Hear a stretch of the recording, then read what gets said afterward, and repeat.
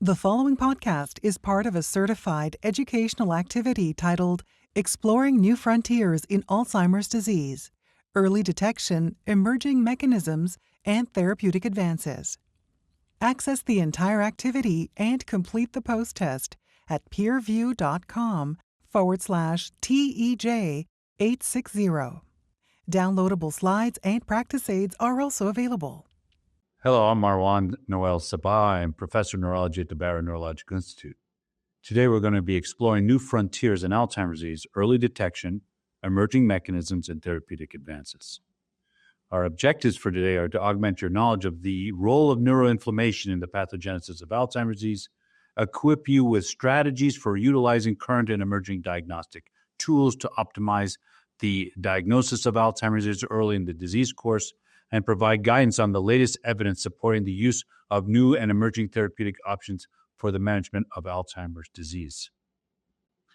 Our first module and our first conversations about understanding the role of neuroinflammation in Alzheimer's disease.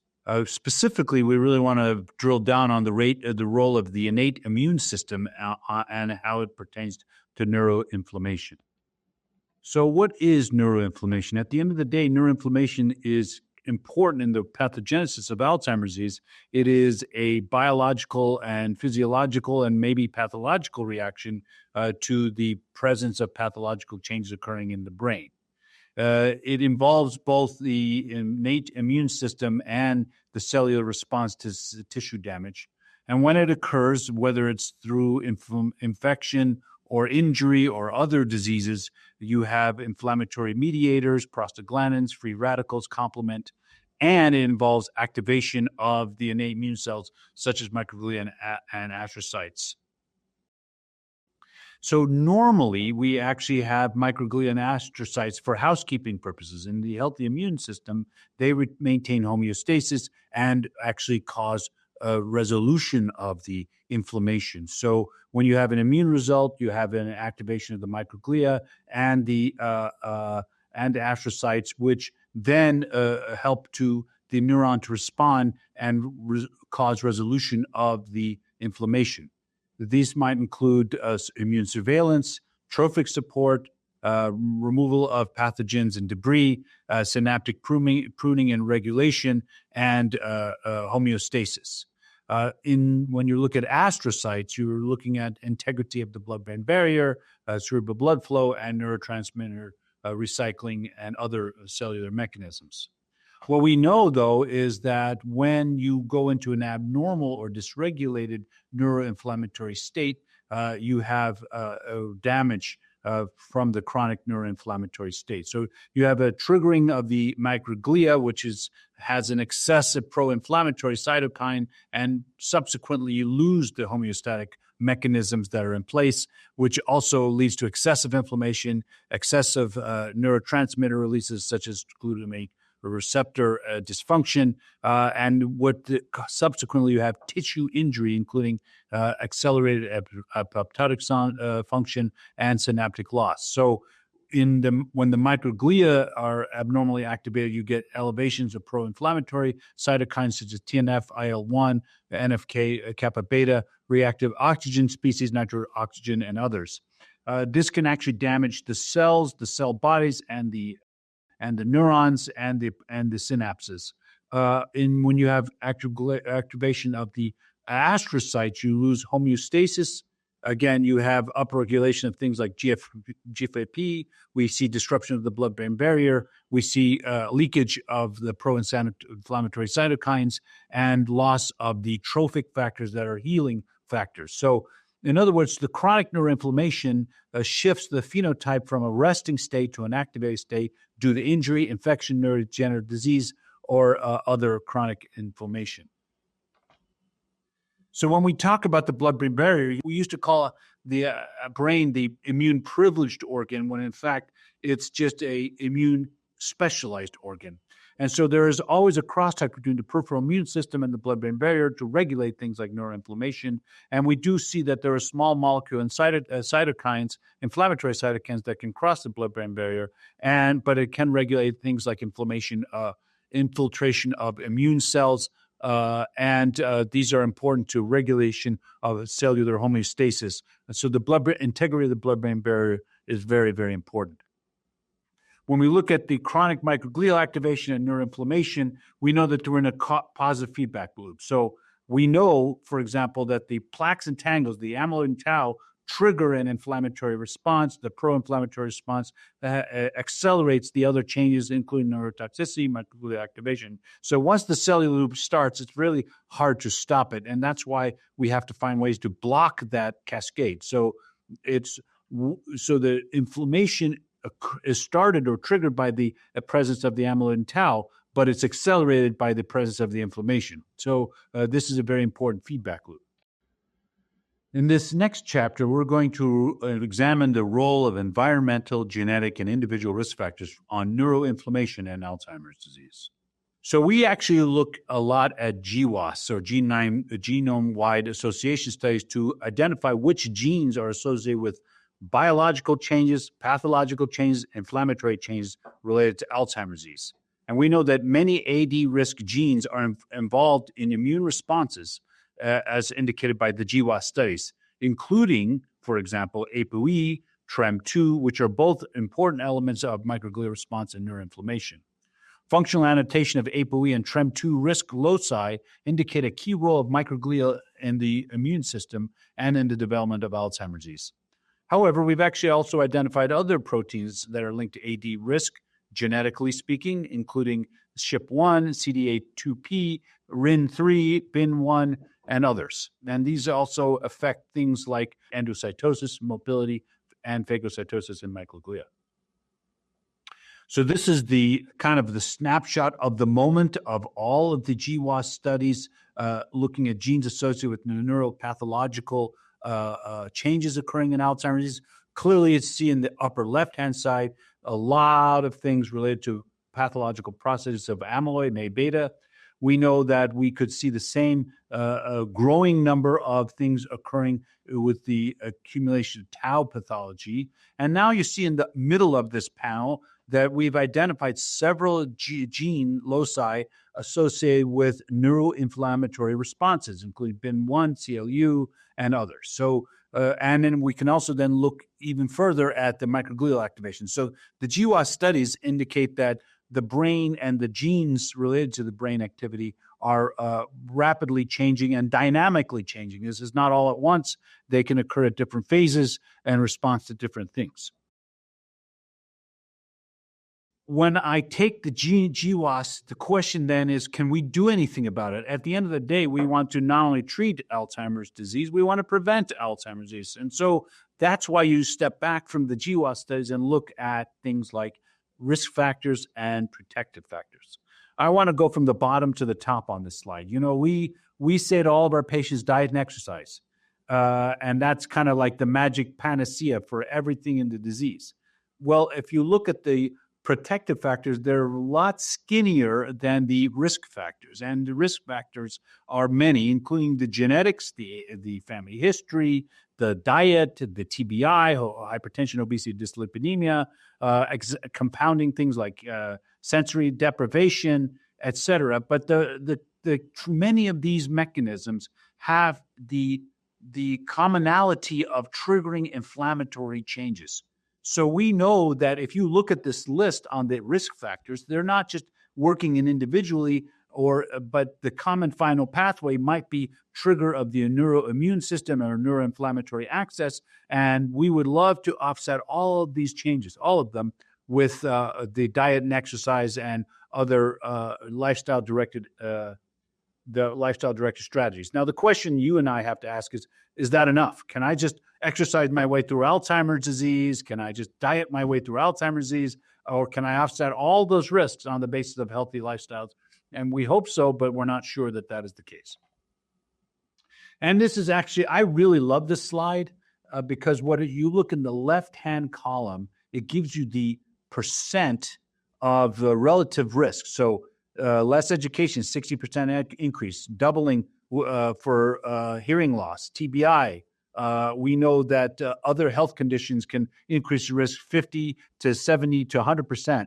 of developing Alzheimer's disease. So we can now look at aggregated risk for identifying what each thing is contributing. We mechanistically might tie it to an inflammatory response, but you can actually look at individual contributors.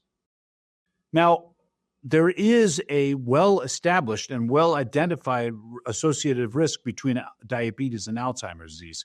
And so logically, you might say this is just a metabolic thing, but it's not necessarily the case. So what you actually see is that the epidemiological data suggests that a person with type 2 diabetes doubles their risk, almost doubles their risk.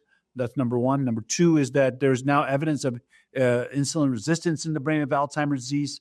But the real key here is that new investigations suggest that diabetes by itself is a trigger of inflammatory response. And we know that there's a mechanistic overlap between insulin-degrading enzyme, which is a cleavage of both insulin and amyloid, but there is also inflammatory changes that occur, including pro-inflammatory cytokine, advanced glycation end products, and others, and that in diabetics you get abnormal things like more mitochondrial dysfunction.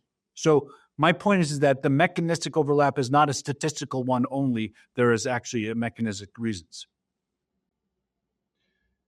Our next module is kind of shift our focus into tools and techniques for early diagnosis.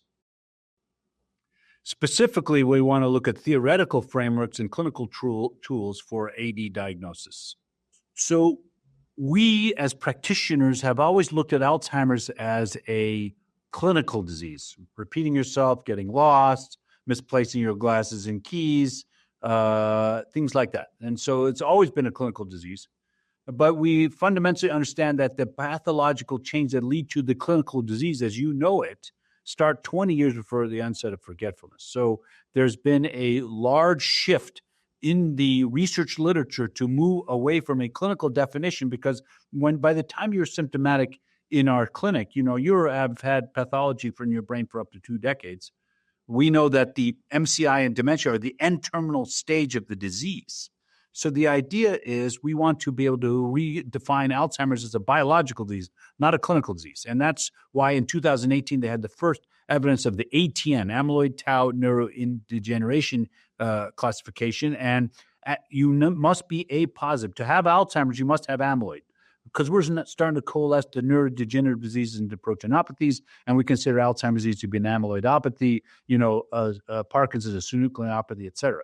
So A positive means you have Alzheimer pathology, and then with or without tau, with or without neurodegeneration. And we now have the ability to measure each of these. So this is an important recasting of Alzheimer's from a clinical disease to a biological disease. And because of that, we actually have biomarkers now. We don't use the diagnosis of exclusionary approach anymore. We need to do a diagnosis of inclusion, including CSF markers of low amyloid, high tau, PET markers, including tau PET, and amyloid PET, neurodegenerative markers such as hippocampal atrophy, FDG PET, and now we have the plasma biomarkers as well. So when we look at it, the A stands for amyloid. That would be CSF low amyloid or amyloid PET, even A beta 42 to 40 in the plasma might be low. T would be measured by p-tau 217 in the plasma going up, or we would look at p-tau. We could look at ratios of low amyloid to high tau in the CSF, or we can look at elevation of tau on tau PET. So we can actually measure amyloid, tau, and neurodegeneration using the ATN biomarkers with specific things we use in our clinical practice. We do hope that we will be able to cluster packages of markers of inflammation. These are still theoretical and still research-oriented. The idea is that we could measure directly the markers of inflammation, including GFAP, YKL-40, TREM2, and using mostly in CSF. And there's now new PET tracers or PET ligands that can actually identify the inflammatory changes with a tracer called TSPO. When we look at one of the inflammatory markers known as YKL-40, you see that it correlates very well with inflammatory changes and with amyloid. So if you have amyloid in your brain, and the YKL in CSF correlates very, very well and it goes up as you go into dementia, particularly when you have amyloid in your brain. We look at glial fibrillar astrocytic protein. We know another marker of inflammation, and we know if you look at the meta-analysis of all of the GFAP markers, they clearly show that consistently it's elevated in Alzheimer's disease. So this is an important marker for GFAP. We're looking at it whether it would be useful in plasma, serum, or CSF. TSPO is the inflammatory PET tracer. We know that it correlates very, very well with markers of inflammation. We're trying to identify if it could be correlate well with other biomarkers, including tau and amyloid PET. But this is new early days for inflammatory markers on PETs. The idea here, ideally, is that we would see the markers correlate well with other biomarkers, but it can now be measured. We can now indicate whether the patient has inflammatory changes using TSPO PET. In this next chapter, we're going to integrate validated biomarkers into clinical practice and improve early detection and diagnosis of Alzheimer's disease. So historically, we've taken a diagnosis of exclusion, as I said in the last module. So we would check a B12, a TSH, and a B12 level and an MRI. So we just said, okay, well, by default, we would come to a diagnosis of Alzheimer's dementia or MCI. Turns out to be very inaccurate. In specialty care, only accurate 75%. In primary care, somewhere between 50 and 67%. So that's why there's been now a recasting, not just of the use of disease-specific biomarkers, but specifically we want to find them and incorporate them into our clinical journey. And so I myself and others are starting to use the plasma as gating tools and then using confirmatory biomarkers such as CSF or PET. So we now have amyloid PET, which is not only approved for the last 10 to 12 years, but is now reimbursed within the last year. We have CSF that's been available for years now, being used in clinical practice. I hear people say to me that's awfully invasive, but the sensitivity and specificity of CSF is extraordinary. We're doing lumbar punctures for meningitis, encephalitis, multiple sclerosis, carcinomatosis. There's a lot of reason to do lumbar punctures anyway, so there's no reason we can't do it here. And now we have beginning to have the plasma tools in our toolbox.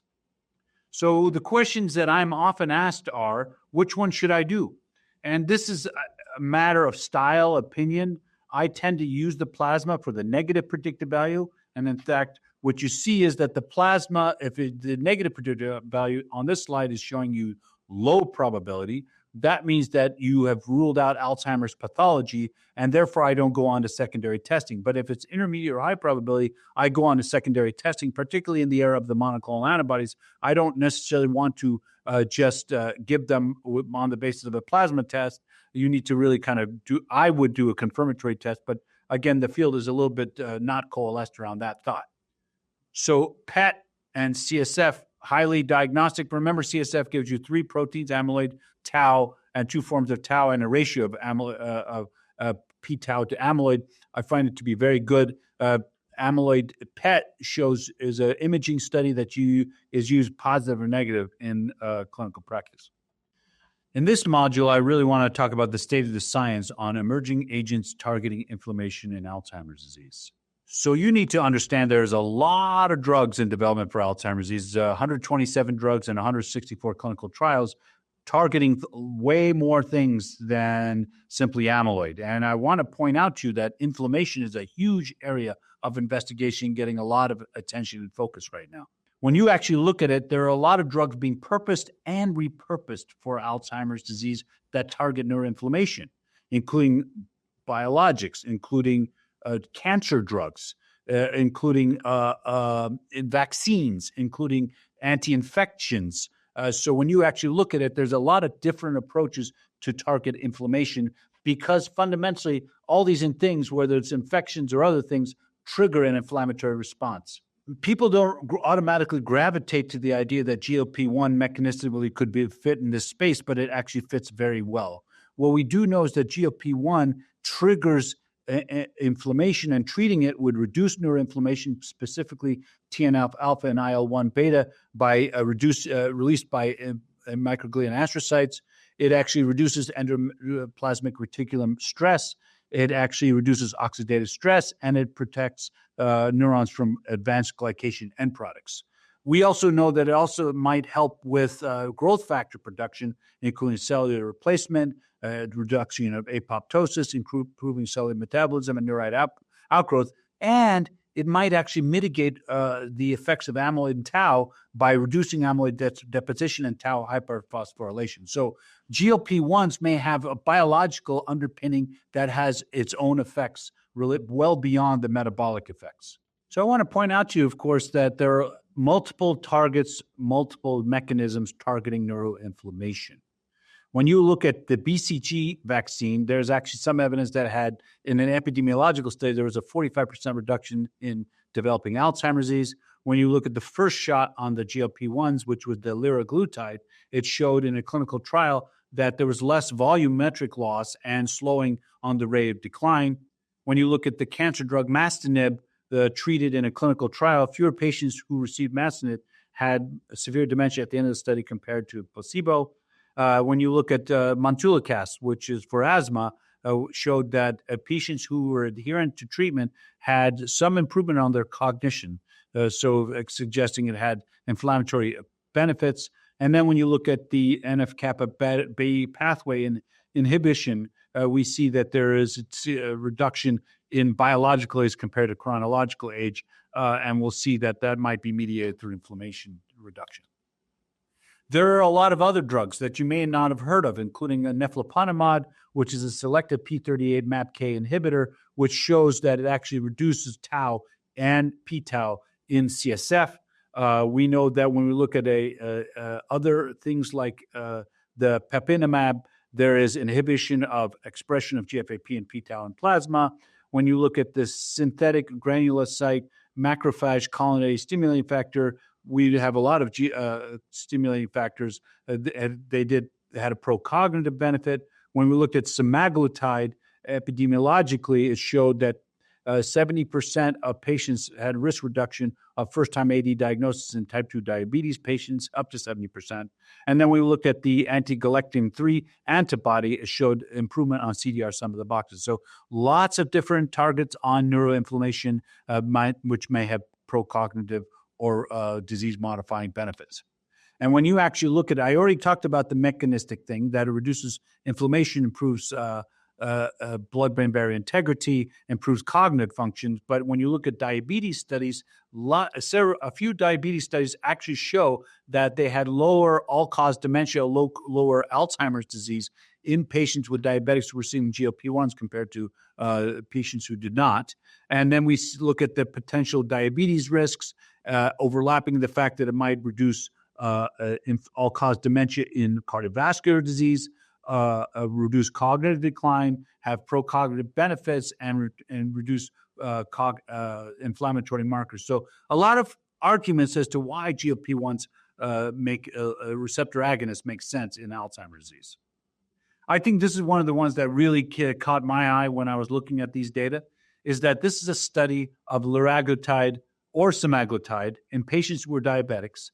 And they looked at patients now almost 5 years out, and showed, the sample sizes are small, admittedly, but it showed that the patients without GLP-1s actually had a much higher likelihood of developing Alzheimer's or other dementia compared to patients who did receive the GLP-1s. So if you actually look at it, there was a 50% risk reduction in patients receiving GLP-1s compared to those who did not. When you look at neuroinflammatory changes, there are lots of clinical trials, phase 1 and phase 2, and a couple in phase 3. I want to point out to you that there's basically Mastanib and semaglutide are both in phase 3, and a lot of the other ones are in phase 2. So we could see within a year to 18 months from now, drugs approved with the specific target of hitting neuroinflammation. And this is super important because these would be complementary to the monoclonals, not instead of. So you might be on a MAB, you might take a drug to treat the MAB with a drug like semaglutide, which would have a mechanism on amyloid clearance, reduction of microglia activation, and targeting neuroinflammation at the same time. So let's talk about the semaglutide. There are two huge studies. One's called Evoke and the other one's called Evoke Plus. These are in 4,000 patients. When you combine the two studies together, 4,000 patients in 40 countries worldwide. In Evoke, there's strict Alzheimer's disease, a one-to-one randomization, and they're titrated from 3 milligrams, 7 milligrams, and 14 milligrams oral, and that's Evoke. Evoke Plus means that they have cerebrovascular disease because real-world patients have white matter disease and they have cerebrovascular disease. They may even have some infarcts. And so the idea is that Evoke Plus is Alzheimer's plus cerebrovascular disease, similar design, one-to-one randomization. They all had amyloid in their brain. They all have Alzheimer pathology with CDR as the primary endpoint. There is a sub-study going on to see if we can see biomarkers and inflammatory changes on the biomarkers, and we'll wait and see. Among the things we're always thinking about is these new monoclonal antibodies, lecanemab and donanemab. They are the first FDA disease-modifying therapies approved for Alzheimer's disease. And now we look at them different from the way we would look at symptomatic medications. Symptomatic medications fundamentally do not alter the disease or the disease course, but they may improve the symptoms at least transiently. So we now have these drugs called monoclonal antibodies that target amyloid to remove amyloid, that are intended to reduce the amyloid in the brain and slow the cognitive decline. Lecanemab and donanemab differ in their selectivity for aggregation species of amyloid. Specifically, donanemab targets the pyroglutamate epitope of the plaque, the mature plaque, whereas lecanemab preferentially binds to A-beta protofibrils. Both of them effectively make many patients amyloid negative within 12 to 18 months, and they demonstrate consistent signals on other biomarkers, including a lowering of tau, inflammation, and neurodegeneration, although they do not directly target those other biomarkers. They have lowering of them as a result of having less amyloid in the brain. They're showing a consistent slowing of decline in mild stage, early stage Alzheimer's disease, with an average of 5 to 7 months of expected decline gained or savings, as it were, compared to placebo.